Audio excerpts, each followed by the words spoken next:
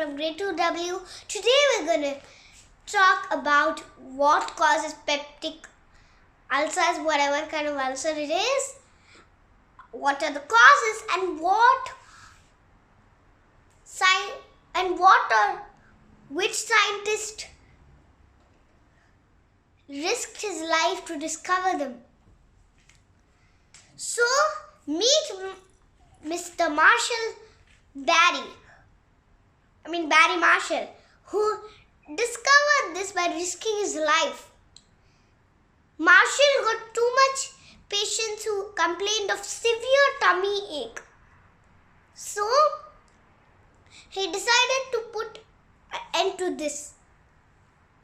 He swallowed the bacteria he had collected from one of his patients, and then he expressed the same vomiting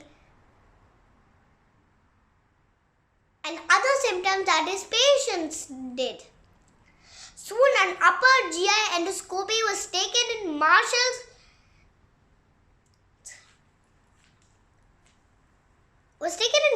stomach and revealed thousands and millions and billions of bacteria that were collected from his patients.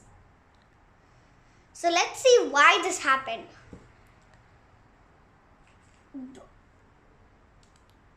The main bacteria that cause ulcers are Helicobacter pylori. Before, scientists were joking Barry because they thought that it was because of stress and spicy food. But Barry thought it was because of an H. pylori infection. H. pylori is short for Helicobacter pylori. He thought it was from the H. pylori infection, but other scientists did not believe him. That's why he swallowed those bacteria to prove them wrong. So now we know that food and stress are not related.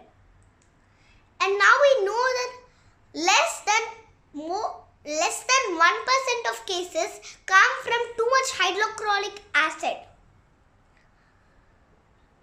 Now let's go into the depths and see how an ulcer forms.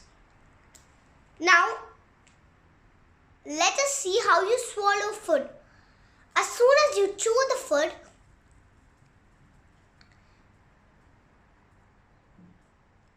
you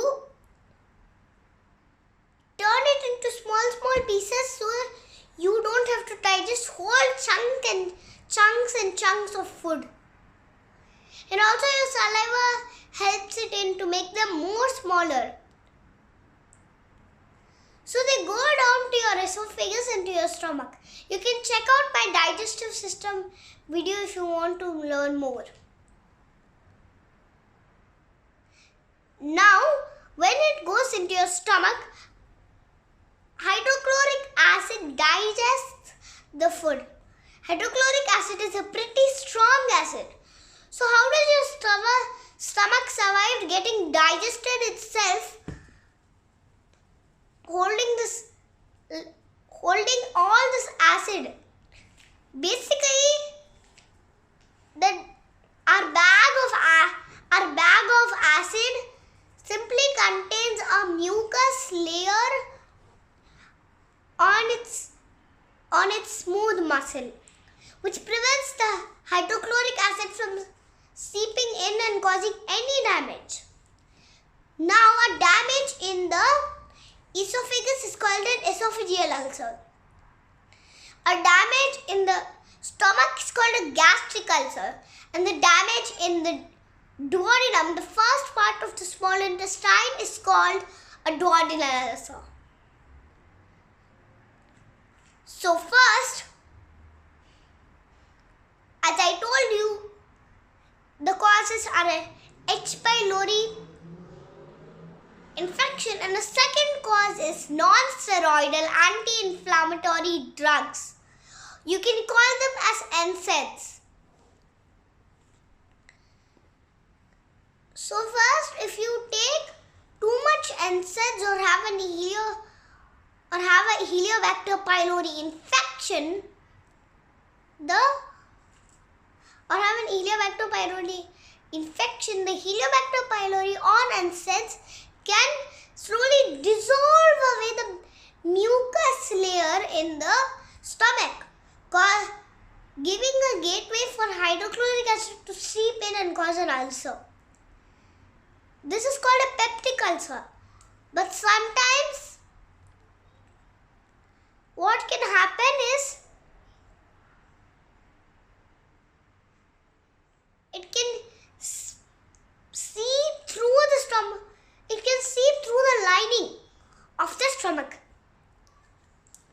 and go to nearby blood vessels, which can seep through them too and cause a hemorrhage.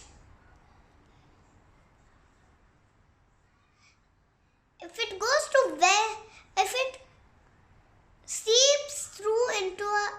seeps into an artery at the lesser curvature or at the duodenal bulb, it can lead to shock.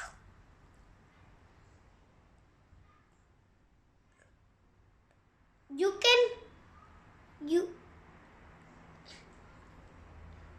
can use drugs or surgery. Drugs include a whole lot of them to kill H. pylori, some to neutralize NSAIDs, and so on. Others are surgery. There are three main procedures: a vagotomy, an antrectomy, and a pyloroplasty. Now, the vagotomy is performed by cutting part of the vagus nerve, which signals your stomach which signals your proton pumps to produce more hydrochloric acid. And also you can use drugs called proton pump inhibitors, which help to produce less acid. And then an antrectomy is when we cut the part of your stomach called the antrum, which has more cells related to acid production. And the next one is called a pyloroplasty. It is when your pylorus becomes too stiff and a surgery is done to widen the opening which the pylorus sits in, so the food can evenly pass through. Saying all this, you must not forget to not add not add too much spice to foods, and reduce stress. Thank you.